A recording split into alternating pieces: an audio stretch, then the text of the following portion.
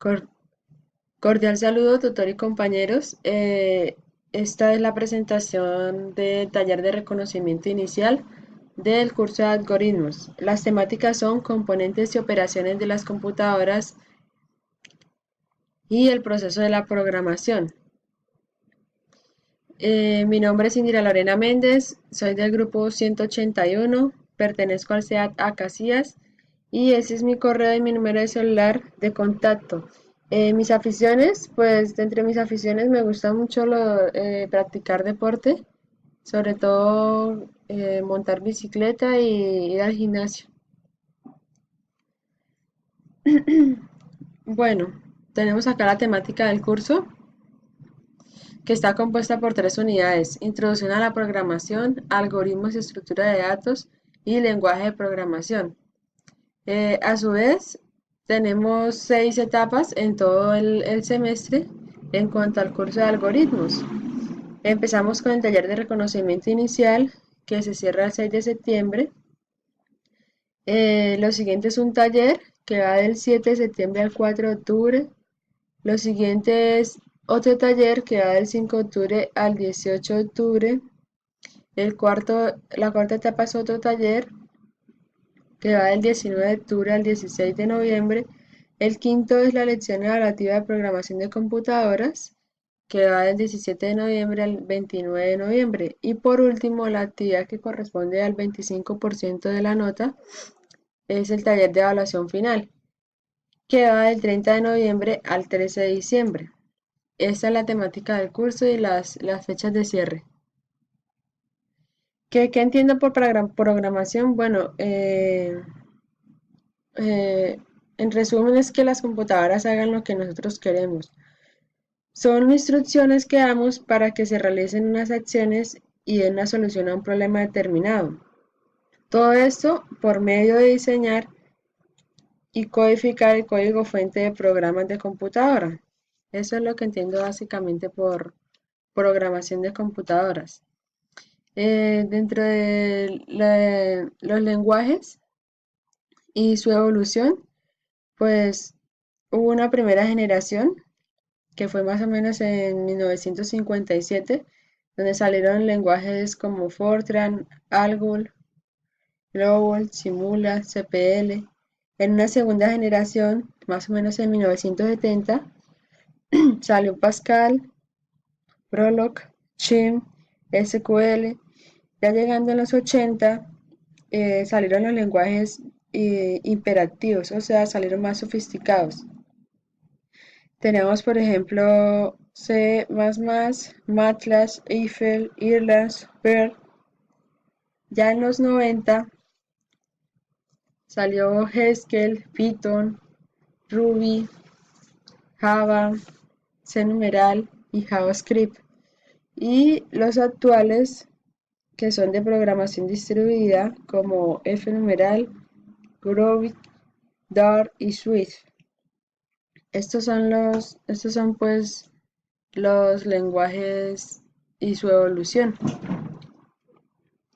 Dentro de la tabla comparativa de los 5 lenguajes tenemos el C#, que tenía como ventajas eh, sobre sus tipos de datos, sobre sus atributos, métodos virtuales y redefiniciones, propiedades de bases de parámetros. Pero como desventaja eh, que se tenía que contar con ciertos requerimientos para poder trabajar adecuadamente.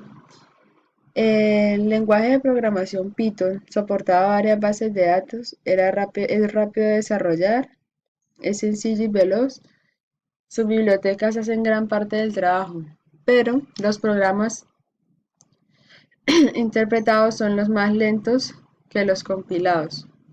El lenguaje de programación Ruby, soportado por la mayoría de las plataformas web, es el lenguaje mucho más sencillo de leer e integra comandos de manejo de bases de datos, pero su uso no es muy extendido, no es muy reconocido ni se está usando actualmente mucho.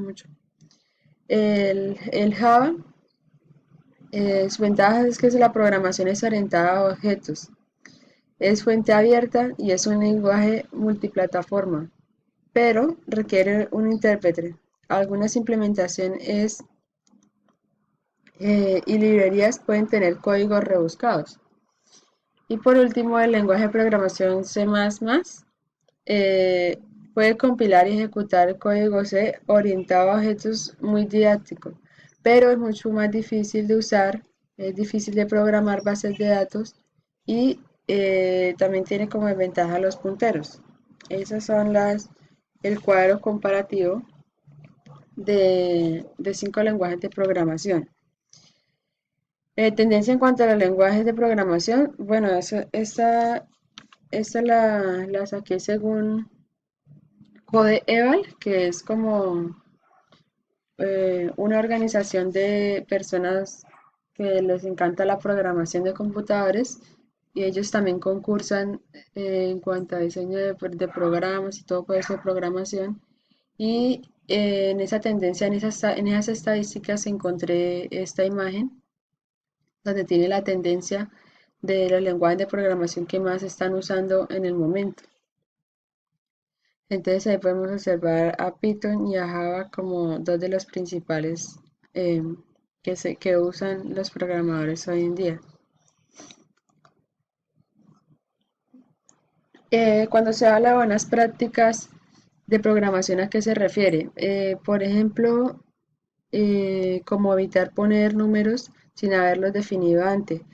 Por ejemplo, como dar nombres más descriptivos. Es decir, si decimos metros, es mejor que poner una M. Si decimos circunferencia, es mejor que poner una C, es decir, los nombres que sean más descriptivos para que sea más fácil. Eso sería una dos de las buenas prácticas de programación. Eh, el lenguaje C numeral, en la versión 2017, lo seleccioné porque pues, es uno de los últimos y pues el que más me llamó la atención. Dice que por qué debemos utilizarlo, porque tiene la capacidad de generar componentes de sistemas duraderos. Tiene gran robustez gracias a la recolección de elementos no utilizados. Tiene compatibilidad con XML para interacción con componentes usados en la tecnología web.